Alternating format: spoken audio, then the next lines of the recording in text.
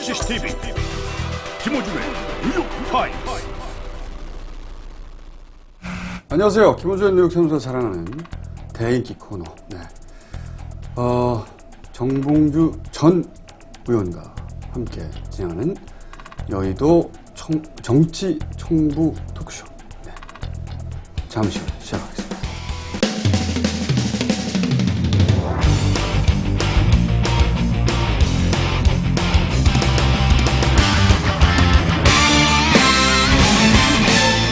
대한민국의 정치 현황을 진단한다. 정봉주의 PSI. 네, 본인과 관련된 사안을 제한 모든 정치적 미래에 대해 거의 90%의 적중률을 보이고 계시는 봉도사님 오늘도 나오셨습니다. 안녕하십니까? 예, 안녕하세요. 정봉주 17대 의원입니다.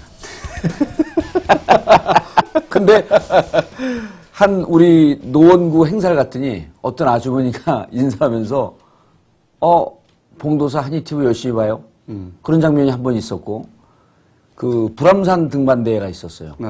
그 가는데 이제 너무 그날 몸이 안 좋고 안 갈라 그랬더니 아주머니 두 분이 바리바리 갖고 과자를 잔뜩 오신 거예요, 두 분이. 여기 PSI 보고 정봉주와 미래 권력들 회원이 됐다고 자기들이. 여기 오시는 줄 알았으면 과자 더 많이 가져왔을 텐데 모르고 과자 조금밖에 안 가져왔다고. 그럴 땐 PSI가 정말 고마워요. 딱 2명 있었습니까? 네? 2명 있었죠. 오늘은 어떤 사안을 할지 미리 형식을 좀 바꿔가지고 오늘 예비 사안들을 한번 보죠. 뭐지? 매주 형식을 바꿔 매주. 터치 아직 안 했는데 자기 혼자. 원래 시나리오는 제가 터치를 하면 마치 터치가 돼서 넘어가는 것처럼 하려고 했는데 저 앞에 저희 PD가 성급하게 아직 터치 안 했는데 아니 이게 센서 감지하는 거 있어요. 텔레파시 터치죠. 광주 승자. 광주 최근에 재선거가 있었죠. 예. 네, 광주 서구청장 민주당이 졌습니다. 그 얘기. 예. 또 그다음에 두 번째 G20. 네, G20 얘기. 요새 광고 굉장히 많이 나오죠. 예. 네, 그 얘기. 또 그다음 개헌 정국이 될 것이다라고 오래전부터 예언해 왔는데 개헌 얘기 자꾸 나오고 있죠. 그렇죠. 네, 그 이야기. 그리고 그다음이 전세난 어떻게 될까요? 네. 그다음이 CN그룹. 네, CN그룹. 어떻게 진행되고 정치권에 어떤 영향을 줄 것이냐. 한 5가지 있는데 예. 요 중에서 시간 되는 대로 한 3가지 정도. 그렇죠. 네. 오늘 첫 번째는 아무래도 바로 어제 있었던 일이죠. 녹화 기준으로. 광주 서구. 네. 광주 서구 민주당이 예. 무소속에게 졌습니다. 졌죠. 뿐만 아니라 2등으로 진 것도 아니에요. 2등은 국참당, 국민참여당 후보가 간발의 차로 한 2% 정도 차이로 2위였고, 민주당 김선옥 후보였던가요? 예. 네. 김선옥 한참 후보. 떨어져서, 한참. 뭐, 10몇 % 뒤떨어져서 3등 했어요. 예. 민주당인데, 광주에서. 여기에 대해서 이제 이걸 어떻게 받아들여야 되는지, 예. 왜냐면은 사실은 손학규 대표를 대표로 만들어낸 예. 그 힘이 사실은 그 호남에서 광주를 중심으로 나왔단 말이죠. 그런데 손학규 대표가 처음 대표가 돼서 선거를 치렀는데 아예 민주당을 외면해버렸어요. 예. 광주가. 이거 어떻게 해석해야 되는 겁니까? 중간에 이제 한두 차례 그쪽에서 보고도 받고 이제 중간에 한번 내려갔었는데, 이번 재보궐선거에서는 민주당이 진 게 아니에요. 민주당이 진 게 아니고, 광주 지역 주민들이 민주당을 완전히 거부해버린 거예요. 민주당이 경합을 하다가 네, 아니, 졌다, 이게 그래서 아니고. 무소속을 선택한 게 아니라 민주당을 거부해버린 거예요. 민주당을 버린 거다 그냥. 그렇죠. 그러니까 민주당을 제외한 나머지 사람들 찍은 비율이 75% 아니에요. 그렇죠. 그 민주당 버린 거죠, 거기서. 그러니까 민주당이 무소속을 선택했다 이렇게 얘기하면 안 돼요. 그러니까 무소속을 선택한 무소속이 이긴 거거든요. 그렇죠. 민주당이 경합을 하다 이긴 게 아니다 이게. 그렇죠. 그리고 민주당이 뭐 싸워서 지고 그런 게 아니라 민주당 너네 그렇게밖에 못해? 이제 너네 쳐다보기도 싫어하면서 민주당을 거부해버린 거예요. 민주당은 재해놓고 이제 선택을 한 거네요. 그런 거죠. 그러니까 75%가 민주당을 안 찍었어요. 그러네. 75%가 그러네요. 역대 이 호남 선거에서 이런 경우가 없어요.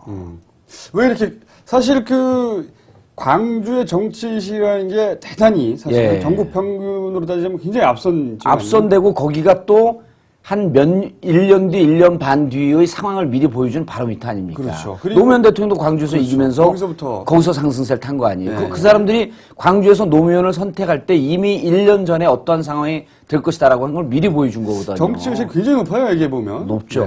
근데 여기서 판단을, 이제 예. 민주당을 버렸단 말이에요? 저는 그래서 이제 가니까 뭐 공천 잘못했다 이러는 건데 거기엔 여러 가지 뜻이 있어요. 제가 보기에는 은평을의 축소판이거든요. 아, 지난번. 예. 그러니까 은평을도 이재호를 살려줬던, 네. 그때는 이재호를 선택한 거예요. 선택한 것이다. 그때 그러면. 이재호를 선택한 거죠. 네.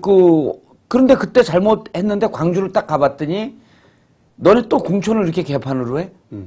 그러니까 4개월 전에 자기들이 심판했고 떨어뜨린 거 아니에요. 네네. 김선호 후보는. 네. 근데 거기다 아주 아무 일도 없었다는 듯이 4개월 전에 심판한 건데 보통 국회의원들이나 이런 구청장들이 공천을 어떻게 하냐면요. 네.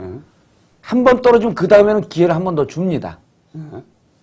근데 그 기회를 주는 기간이 4년이에요. 4년 있다가. 4년 동안 너 반성하고 그리고 너네 당도 반성하고 그래서 4년 동안 새로운 모습으로 해서 우리가 그때 선택을 해줄까 말까라고 하는 걸 어쨌든 우리 법에서 4년을 만들어 놓은 것은 국민들 인식도 4년을 같이 간다는 얘기거든요. 근데 떨어진 지 4개월 만에 떨어진 후보를 자기들이 완전히 외면했던 후보를 또 갖다 놓은 거예요. 근데 민주당은 왜 그런 무리수를 둔 거죠? 민주당이 아니한 거죠, 아니. 아니 한다 하더라도 예. 상식적으로 생각해보면 4개월 전에 이미 결론이 났던 예. 후보인데 그 후보를 왜 또 민주당은 다시 한번 이러는 겁니까? 민주당 간판만 달면 그러니까 이기라고 우리가 그 은평에서 그런 얘기를 했었잖아요, 그때. 은평에서 얘기할 때 민주당을 딱 두 마디로 표현하면 방심과 아니. 예. 방심과 아니, 그 방심은 뭐냐면 6.2 그 지방선거에서 우리가 대승을 했잖아요. 네네. 그때도 대승을 한 게 아니라 한나라당을 피해갖고 이명박 정권을 피해갖고 찍어준 거거든요. 그렇죠. 그 민주당이 뭐 잘한 것도 일부 있겠지만 그래도 국민들은 뭐라 그랬냐면 그때 민주당 너희가 잘해서 찍어준 게 아니다. 그러니까 그렇죠. 잘해라. 네. 근데 은평에서 그렇게 이상한 공천했죠? 이번에 또 이상한 공천하니까 광주에서는 이제 너네는 우리가 볼 것도 없다. 아니 그러니까 제 말은 그거예요. 민주당이 왜 그 무리하게 똑같은 예. 후보를 다시 한번 공천한 거죠? 그게 무슨 역할이 호남에서는 이제 그걸 그 밀어붙인 그 뭐 지역위원장이 밀어붙였다 그러는데 호남 지역 특히 이제 우리가 중심에 호남의 근거지를 두고 있지 않습니까? 호남의 근거를 지역구로 갖고 있는 의원들이나 또 그것이 중심을 차지하고 있는 지금 민주당의 전체적인 정치의식 수준은 위험하다는 거예요. 저는 민주당이 왜 그랬을까라고 하는 게 아니고 민주당이 그런 결정이다라고 하는 것은 우연이 아니라 필연이거든요. 그럼 필연적으로 지금 민주당은 대단한 위기에 처해 있다는 거예요. 저는 광주 서구 한 문제가 아니고 민주당이 지금 정신 못 차리고 있다라고 하는 것이 바로 그런 공천으로 나타난 거고 그러한 공천을 바라보는 국민들이 이제 우리는 너희들을 외면할 수 있다라고 하는 것을 보여줬다는 거죠. 그거를 전혀 못 느끼기 때문에 후보를 다시 낸 겁니까? 아니면 전혀 알긴 아는데 예. 어쩔 수 없어서 다시 후보를 낸 거예요? 아니죠. 민주당이 속사정인 겁니까? 못 느꼈을 수도 있고, 네. 알면서도 냈을 경우 이런 경우가 있어요. 아는데도 나와 정치적 이해관계가 있기 때문에 저 사람을 낼 수밖에 없다. 밀어줄 수밖에 없는. 그 사람을 밀어줄 수밖에 없는. 정치적 이해관계라고 하는 것은 돈 문제 아니에요. 다만 자기 계보 등등인데, 계보 뭐 이런 게 있겠죠. 그러면은 분명히 떨어질 줄 알면서도 그 계보 자기와 관계가 있어서 그 사람을 내는 이들의 정치의식 수준은 도대체 뭐냐는 거예요. 아니 예를 들어서 그 지역의 의원은 그렇다고 쳐요. 예. 하지만 당 차원에서는 의원만 생각할 것이 아니, 아니라 무능한 정당이죠. 그 의원이 아각거리면 당신 그렇게 공천하면 안 된다. 그 야단을 치고 제대로 된 공천을 해야죠. 그럼 지도부가 잘못한 거네요. 지도부도 잘못한 거죠. 그때 당시 이제 비대위였었는데 네. 지역의 의원이 뭐라고 소리 지르니까 어쩔 수 없이 그걸 공천할 수밖에 없고. 근데 이미 그분은 4개월 전에 평가가 다 받은 거거든요. 그거를 하라고 하는 의원이나 아니면 그걸 받아줄 수밖에 없었던 지도부나. 그러니까 광주 서구에서 민주당이 졌으니까 이게 뭐 소선거니까 별로 신경 안 써도 된다가 아니고 광주는 우리나라 정치 미래를 보는 바로미터예요. 네. 거기에서 광주 시민들이 민주당을 외면한 거기 때문에 민주당을 버린 거예요. 75%가 민주당을 안 찍었어요. 75%가. 근데 이제 투표율이 한 25%밖에 안 되기 때문에 뭐 의미를 축소하고 싶은 사람들도 있겠지만 어쨌든 적극적 정치 의사를 보였던 사람들 75%가 민주당을 외면하거든요. 더 많이 투표율이 올라가면 더 떨어졌을지도 모르죠. 더 떨어졌을지도 모르고 네. 그 투표 하나 다른 지역에 비해서 투표율이 떨어졌잖아요. 네. 그건 뭐냐면 할 가치조차도 없었다. 이렇게 평가를 해야죠. 오히려 젊은 사람들이 적극적으로 투표했으면 더 떨어졌을지도 모르죠. 민주당이 그만큼 위기라는 거예요. 그 이유는 뭡니까? 광주는 왜 민주당을 지금 버리려고 하는 겁니까? 민주당이 개혁하려고 하는 모습이 안 보이잖아요. 개혁하려고 하는 모습은 뭐냐 하면 제가 매번 강조하지만 민주당은 특히 광주에서는 이제 임계점까지 이르렀어요. 여기서 평생 여당을 한 거거든요. 네. 야당을 해본 적이 없어요, 호남에서 민주당은. 민주당은 호남에서는 야당을 해본 적이 없어요. 야당이라고 하는 것은 중앙 권력도 뺏기고 지방 권력 뺏기고 그러는 거거든요. 네. 근데 호남에서는 어떻게 됐냐면 중앙 권력은 뺏겼지만 실질적 피부에 직접적으로 영향이 오고 있는 광주시장, 전남도지사, 전북도지사 한 번도 우리가 뺏긴 적이 없잖아요. 네. 그러니까 여기서는 철저한 여당이에요. 대구 같은 거, 한나라당의 대구 같은 거. 그렇죠. 그러니까 이 여당이라고 하는 것에 안주하고 여기에서 배부르고 등 따스운 그 생활을 했던 거죠. 그리고 여기에서 이러한 상태에서 여당을 하고 있으면서 내가 갖고 있는 기득권 버리는 게 개혁이거든요. 근데 그 기득권 버리려고 하나도 안 하잖아요. 그리고 계보 관계 속에서 적절하게 주고받고 하면서 그 상태를 유지하려고 하는 게 그게 광주 시민들 눈에 보인 겁니다. 이대로 가면요. 네. 집권요? 불가능하고요. 광주 시민들이 이번에 민주당을 버렸다라고 하는 이 평가에 대해서 정말 뼈아프게 반성하고 우리 것을 버리려고 하고 우리를 다시 뒤집으려고 하는 노력이 없으면요. 민주당은 저는 어렵다고 봐요. 그럼 민주당 내에 예. 일반적인 정서가 예. 의원님과 같습니까? 아니면 이렇게 광주가 민주당을 버렸구나. 이제 예. 이것은 미래의 바로미터인데 예. 민주당 굉장히 위험하다라고 하는 정도 굉장히 절박한 상황인식이 의원님 정도로 가지고 있는 그 숫자가 얼마나 됩니까? 민주당 내에. 호남 분들은 잘 못 보시는 것 같아요. 호남 분들은. 호남의 수도권 분들은 수도권에서 좀 객관적으로 보이죠. 상황이 이게 좋지 않은 상황이구나. 근데 호남 분들은 그래도 결정적인 시기에 설마 버리겠냐? 설마 우리를 버리겠냐? 그래도 우리를 찍을 것이다. 이런 생각이 있는 것 같은데 그 호남 출신의 의원들 우리 당의 중심이거든요. 그분들서부터 바뀌지 않으면 민주당은 전 정말 어렵다고 봐요. 영남에서 항상 한나라당이 우리를 버릴 영남이 한나라당을 버리겠느냐? 예. 한나라당 의원들 꼭 그런 생각하죠. 그렇죠. 근데 보세요. 똑같군요. 부산하고 경남이 무너지고 있잖아요. 네. 노무현 대통령 서거 이후에 부산하고 경남이 무너지고 있거든요. 그러니까 한나라당의 젊은 의원들 제대로 생각 박힌 의원들 보면 부산과 경남은 이미 떨어져 나가기 시작했다. 그래서 우리가 정권을 잃을지 모른다. 이런 위기의식이 있는 거예요. 근데 지금 같은 경우는 호남은 광주, 전남, 전북 탄탄하잖아요. 여기가 설마 우리를 버릴까? 이 생각하는 순간 난 민주당은 어려워질 거라고 보는 거예요. 그런데 그렇게 생각하고 있는 없는 것 같아요. 호남을 근거로 한 예. 민주당의 한 중요한 축인 예. 그 의원들의 생각을 바꿔낼 힘이 나머지 세력에게 있습니까?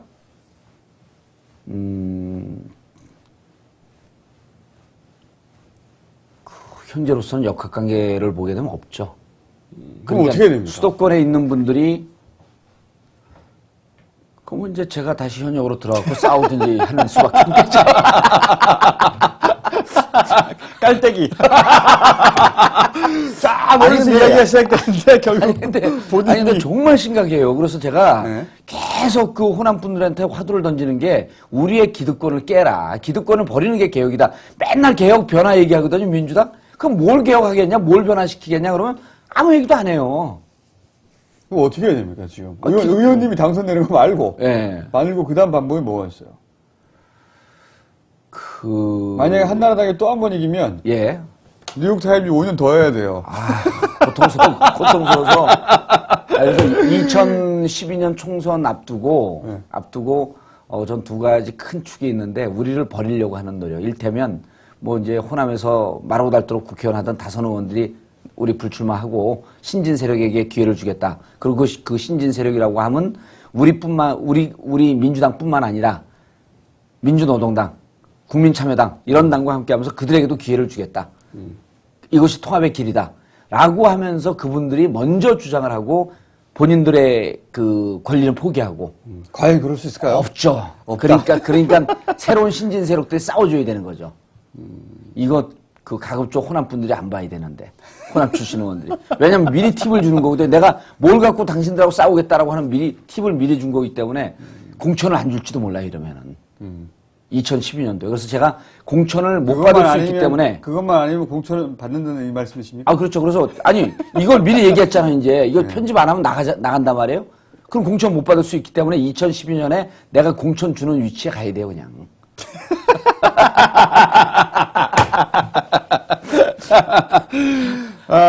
어쨌든 지금으로. 심각한 건 무척 심각한. 광주에서 민주당을 버렸다, 이렇게 규정하면 됩니다. 그렇게 광주에서 민주당을 버렸다라고 이렇게, 뭐랄까요. 해석하고. 예. 분석하는 사람들이 민주당 내 별로 없죠. 없죠. 제가 이제 그런 얘기 하면 이렇게 얘기하죠. 그렇게 똑똑하게 잘 분석하는데 왜 18대 땐 떨어졌지? 제가 그러잖아요. 내 것만 제외하고, 그렇게 말씀하세요. 내 것만 제외하고 다 맞다, 나는 항상. 본인 것만 잘만 모아주시죠. 예. 이거 너무 길게 하면 욕먹으니까 다음 아이템으로. 알겠습니다. 어쨌든 지금 이 현상을 해석하는 대단히 한마디는 위기 상황이다. 그러니까 은평을 떨어졌을 때는 저리 가라요. 광주가 민주당을 버렸다. 그럼요, 이게 광주가 상황인식이다. 예. 정확한. 알겠습니다. 이건 여기까지 하고요. 다음 사안으로 이제 넘어가 보겠습니다. 개헌정국 얘기를 좀 해보죠. 예언. 얼마나 정봉주 예언이 정확한가. 예. 이 얘기를 할 수 있는 뭐랄까 사례죠. 예. 개헌정국을 벌써 몇 개월 전에 예. 아무도 얘기하지 않을 때 이제 곧 개헌정국이 올 것이다. 그때 은평을 선거 이재호 승리하고 난 다음에 네. 이재호 의원이죠. 네. 의원 당선자가 장관이기도 하죠, 지금. 그렇죠. 네. 장관 됐나요? 장관 아닙니까, 지금? 뭐 특임 장관인가 뭐 했죠. 그렇죠. 네. 특임 장관은 무슨 뭐 정무수석쯤 되는 거니까. 네.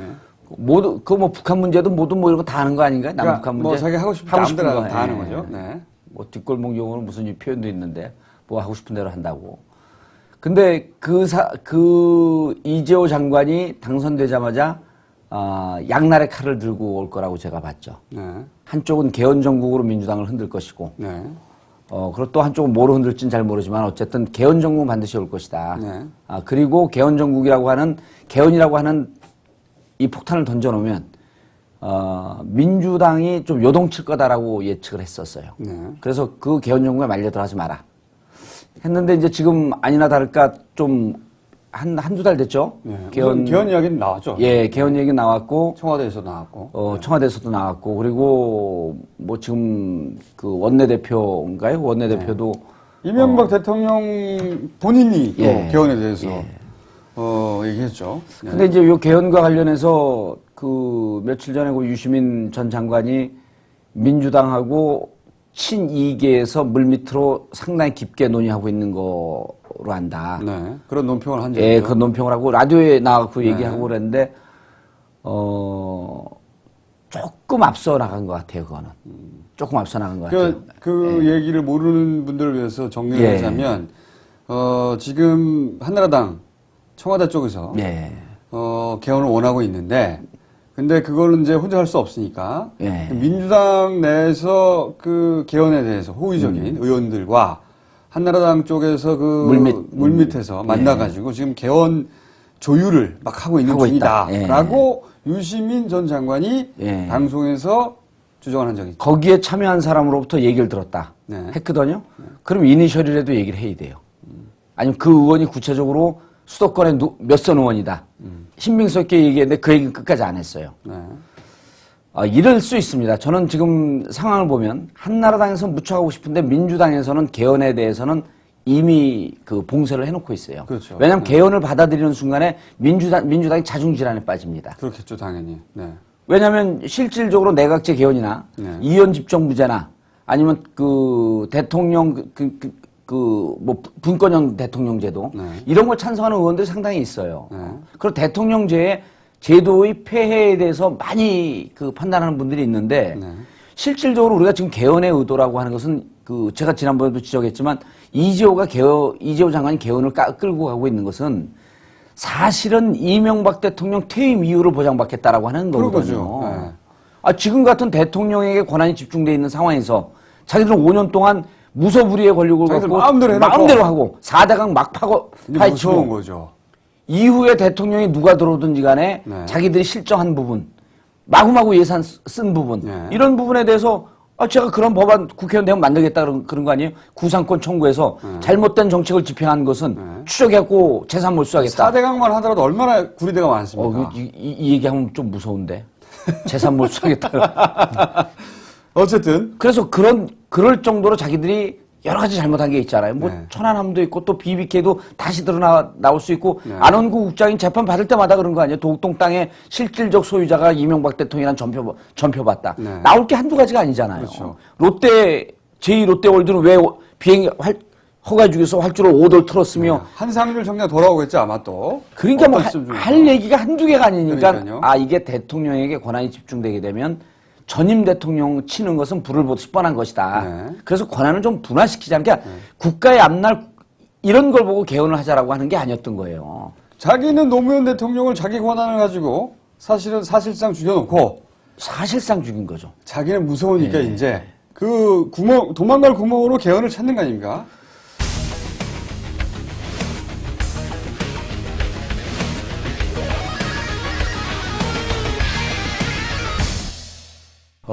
저는 이게요. 이렇게 냉철한 분석을 해도 되나요?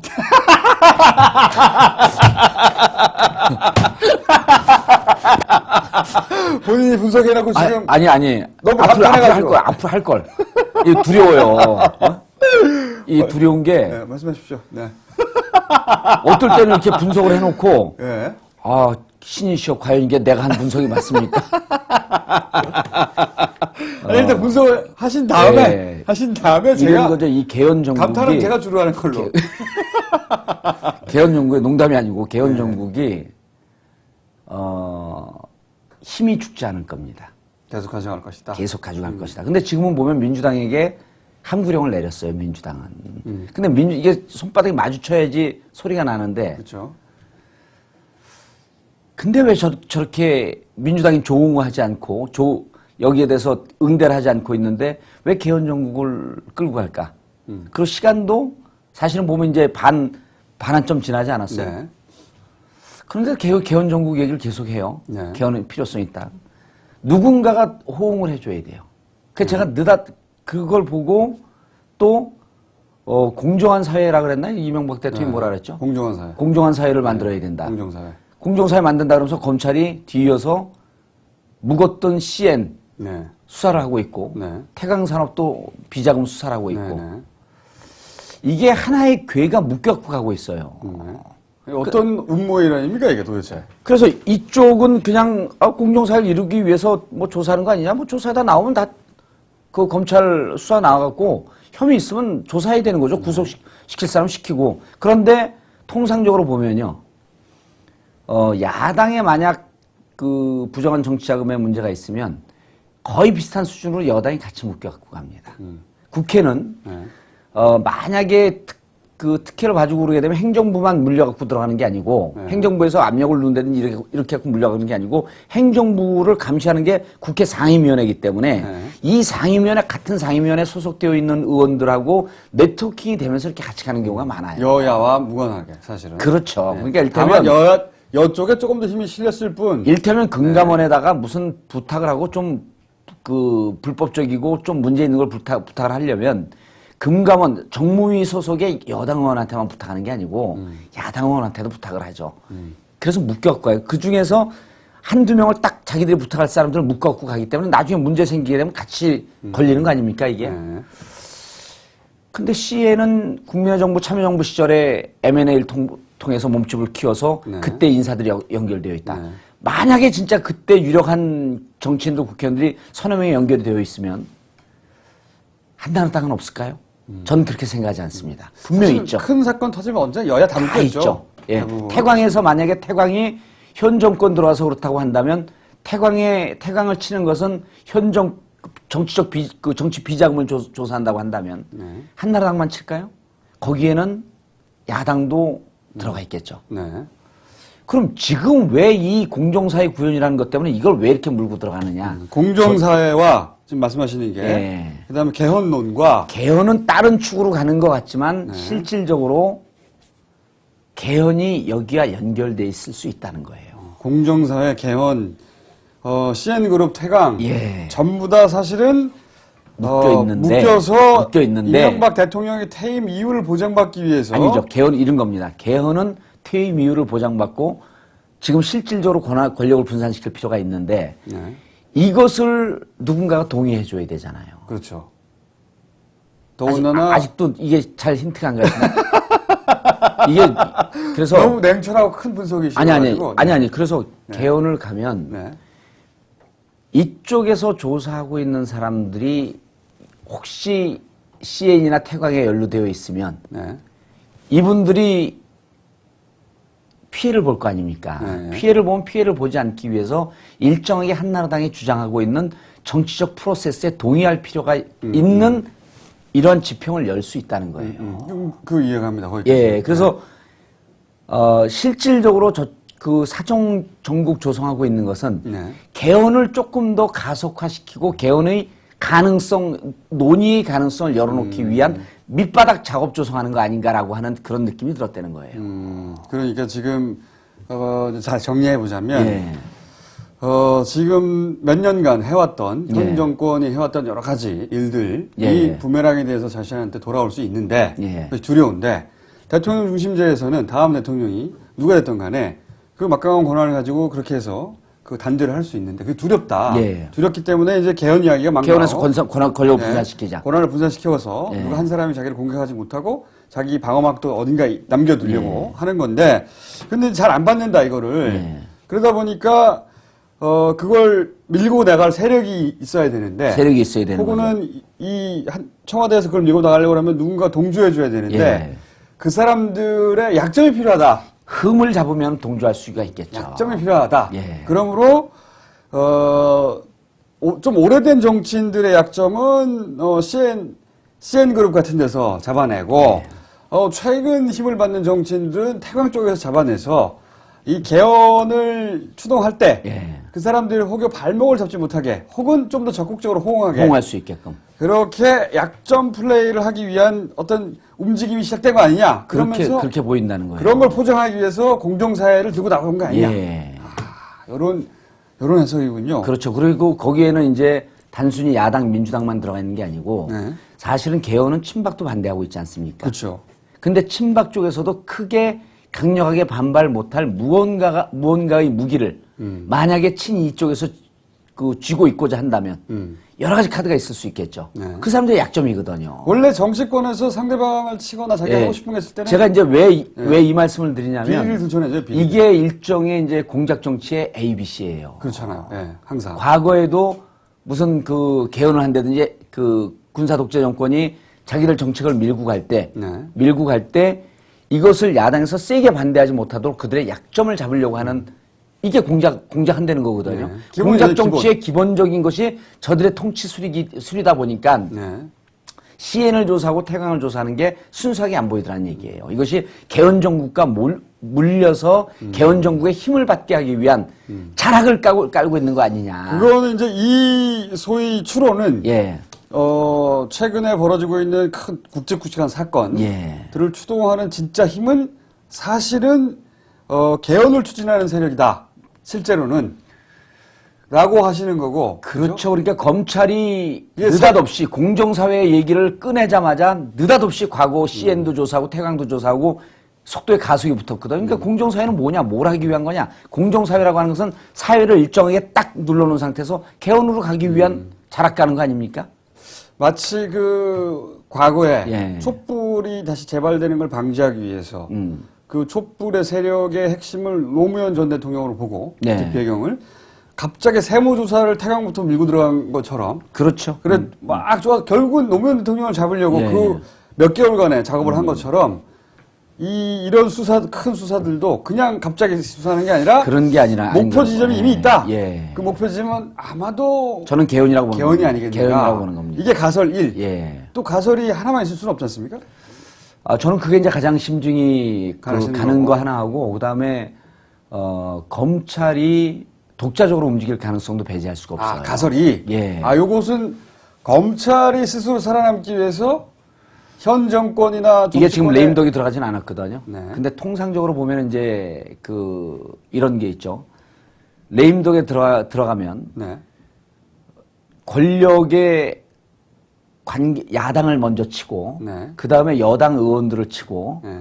그 다음에 권력 가까이 있는 측근을 치고, 그렇죠. 친인척을 치고, 네. 그 다음에 당사자를 친다. 이게 공식 아닙니까? 그렇죠. 근데 이제 그렇게 가는 것은 레임덕이 걸렸다라고 하는 증거인데, 지금은 레임덕이 아직 안 걸려 있죠. 네. 그런데 권력 말기로 가면서 검찰은 자기를 싸고 있는 자기를 보호하고자 하는 일종의 무기를 가져야 될 필요가 있습니다. 그래서 늘 권력 후반기로 가게 되면 검찰이 왕성하게 활동을 하죠. 그렇죠. 그거는 이 권력과 유착 관계에 있었던 본인들이 살아나기 위해서 이 권력에 단점을 쥐고 있어야 되는 거거든요. 제가 이제 그 삼성을 말한다 김영철 변호사를 만나서 예. 그런 얘기를 한 적이 있습니다. 말씀하신 갑자기 생각이 났는데. 아 근데 우리 검찰을 이렇게 공격하는 게 아니죠. 검찰의 생리를 말씀드리는 거죠. 그렇죠. 그리고 김영철 변호사라고 하는 전직 검찰 출신 예. 유명 아니, 변호사가. 검찰들 오해하지 않도록 좀 아주 살살 얘기하시라고. 근데 그분한테 제가 그걸 물어본 적이 있어요. 예. 지금 작년에 물어봤는데 올 초군요. 그 검찰을 보면 현 정권과 굉장히 죽이 잘 맞지 않느냐. 그러지 않다고 보죠, 검찰들은. 그런데 본인의 경험으로 볼 때 예.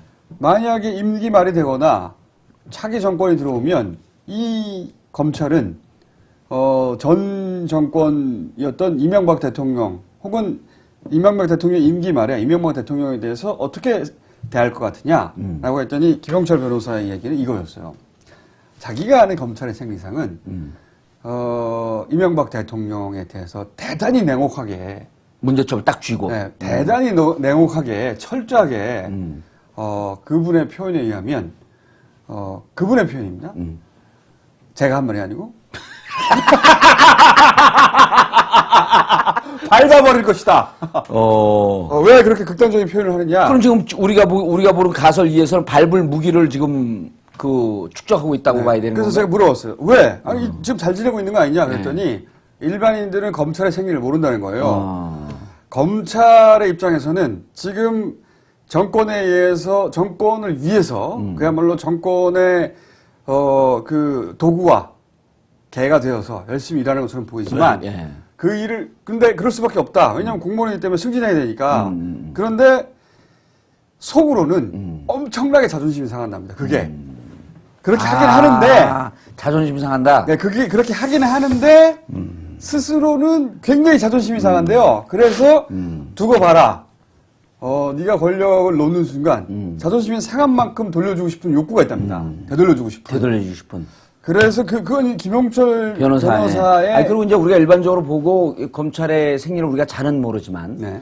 그리고 이제 또 하나는 권력이 바뀌지 않습니까? 네. 권력이 바뀌면 다 검찰은 영원한 거니까 그 사람들 입장에서는 차기 권력에서 전임 권력에 대해서 전임 권력의 문제점은 이런 것이와 하는 것을 내놓을 카드가 있어야 되는 거예요. 그래야지 검찰의 조직이라고 하는 것은 존재 가치가 드러나는 존속이 되는 거니까. 네. 그럼 그 권력 하에서 왜 당신들이 아무것도 안 했냐. 이렇게 문제가 많은데 무슨 말씀입니까? CNM과 태광이나 이런 등등을 하고 마지막에 이들의 비리를 잡으려고 우리가 조사했습니다.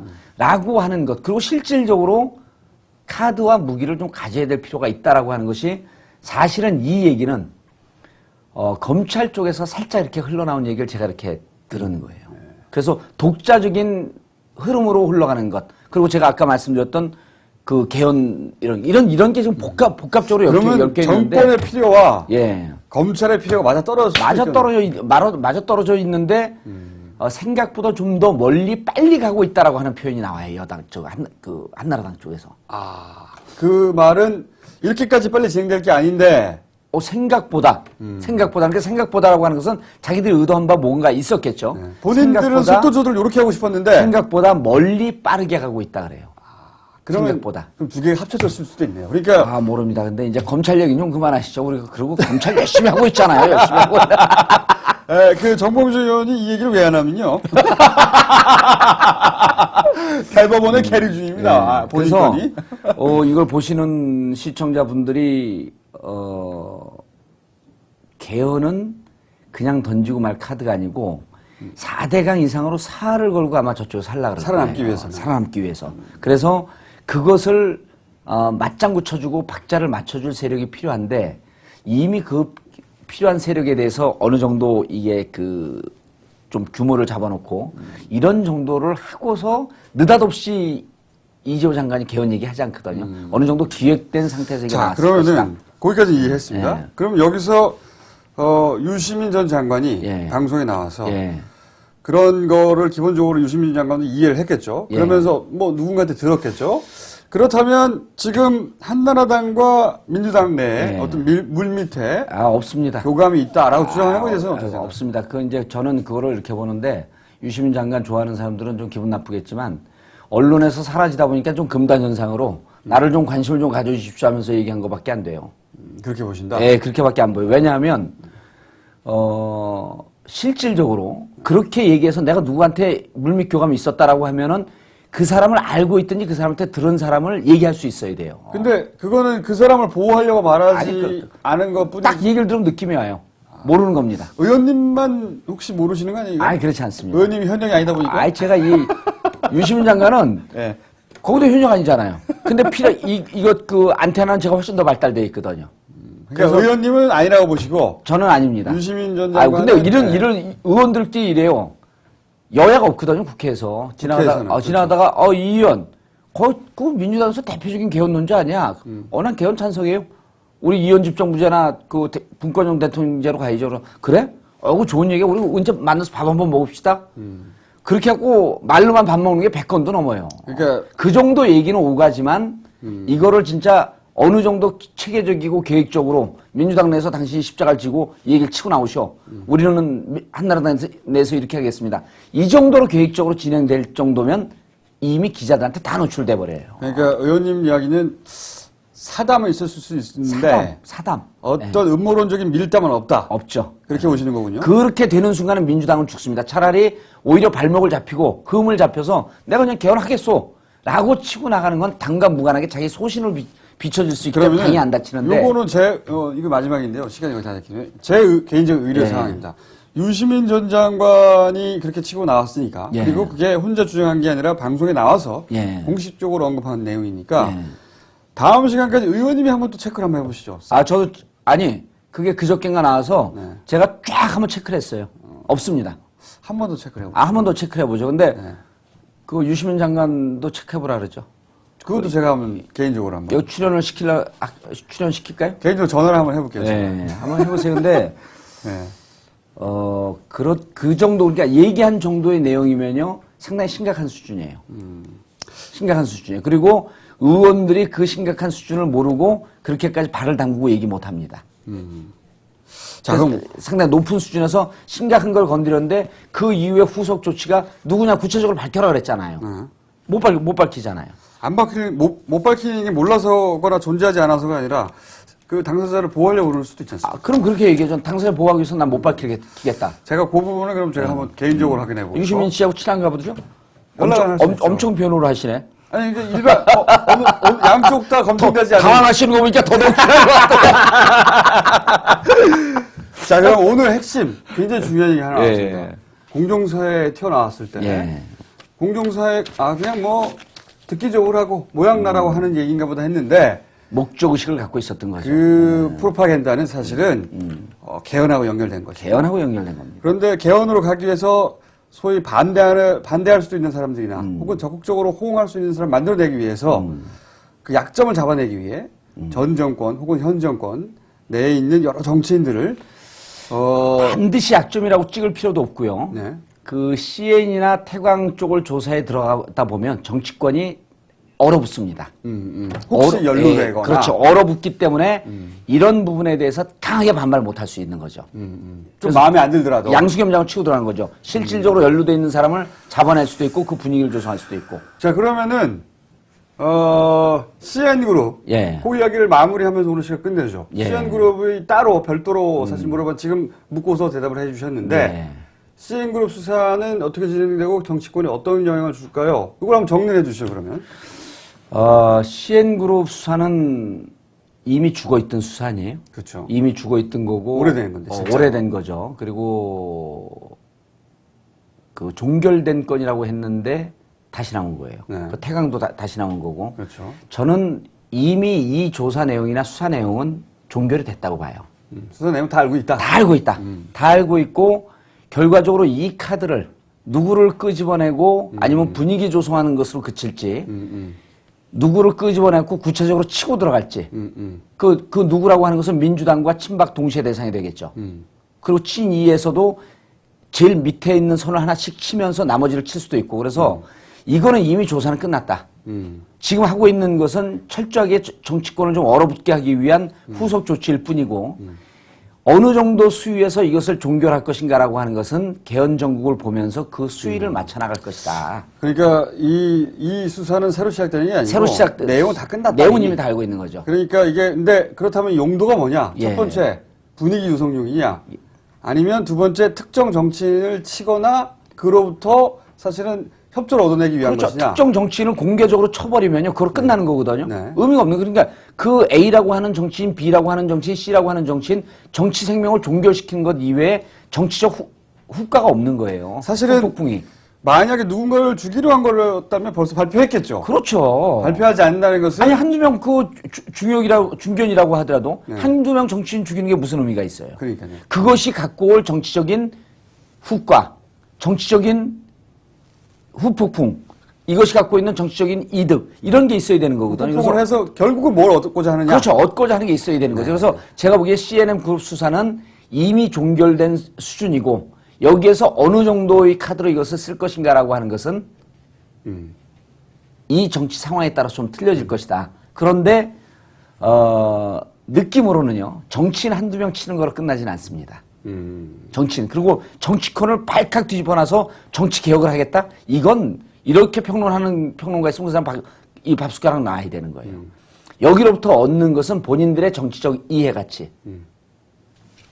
정치권을 얼어붙게 해서 얻을 수 있는 가치. 현 정권이 이 CN그룹 수사, 태광 예. 수사를 통해서 무엇을 얻고자 하는가 이게 핵심인데 그렇죠. 그것이 바로 개헌으로 모든 게 모여진다는 거죠. 개헌이다. 현 정권의 깔때기는 개헌이에요. 의원님 토크의 모든 깔때기는 결국 의원님이시죠. 예. 그래서 CN그룹 수사를 보면서 네. 정치권에서 이미 누가 연루되어 있나라고 하면서 위축되잖아요. 이거는 정치권이 이명박 대통령이 갖고 가는 정치적 일정과 프로세스에 대해서 강하게 말 못할 분위기는 이미 조성이 되어 있어요. 자, 그러면은 결국 그 의도는 성공할까요? 만약에 그런 추론이 분석이 예. 그럴듯한 개연성이 있습니다. 예. 그런데 과연 성공할 거라고 보십니까? 저는 성공 못한다고 봅니다. 그 이유는 뭘까요? 여기까지만 하고 있죠. 실질적으로 연루되어 있는 분들이 네. 저쪽에서 그림표는 개헌으로 이렇게 몰고 가고 싶어 하지만 개헌이 갖고 있는 부정적인 측면, 네. 개헌이 민주당에게 미칠 부정적인 측면 때문에 자기가 내가 죽지 않기 위해서 개헌론이나 이런 거에 적극적으로 나서서 찬성한다? 이런 거는 80년대, 70년대 공작 정치 때는 먹어줬던 거죠. 네. 지금 그걸 기획하는 분들이 그때에 대한 향수를 갖고 기획을 하는 거거든요. 네. 그때 만약 기획을 학습 한다면 효과를 가지고. 그때 학습 효과를 갖고 지금은 그게 통하지 않습니다. 그리고 이것을 바라보고 있는 국민들의 정치의식 수준이 그때에 비해서 훨씬 더 지금 발전되어 있지 않아요. 그렇기 때문에 그림표는 그렇게 그리고 그림표 그리는 그 마지막 개헌에서 또 마지막 하자는 건 뭡니까? 그 분권전 대통령제 해갖고 수상은 국회에서 뽑자는 거 아니에요? 네. 그거 뽑는 당사자가 이재호되기 때는 거 아닙니까? 네. 제가 지난번에 예견했던 거 아니에요? 그래서 네. 국회의원들 사이에서 뽑게 되면 친이 대거 늘려놓고 친박도 거기에 굴복시켜놓고 자기들이 대통령을 내주더라도 국회의원 이겨갖고 자기가 총리 되기 때는 거 아닙니까? 이것이 종국적으로 가는 건데 그거를 보고 있는 국민들이 있어요. 우리는 그 안에 빠져서 혹시 모른다고 할지라도 국민들은 정확하게 보고 있기 때문에 개헌을 현재 시점에서 원치 않고 있는 국민들을 배반하면서 여기에 편승해갖고 개헌 정국으로 간다? 저는 도저히 성공 못한다고 봅니다. 그림은 대충 그런 것 같아요. 이재호 수상, 예. 그리고 누굽니까? 그 경기도의 예. 김문수 대통령. 뭐 이런 식의 그림을 이재호 장관은 그리는 것 그럴 수 똑같아요. 있죠. 아니 박근혜 네. 대통령 줘도 네. 자기가 수상하면 되는 거니까요. 뭐 그런 그림을 여러 가지 그리는 그렇죠. 것 같은.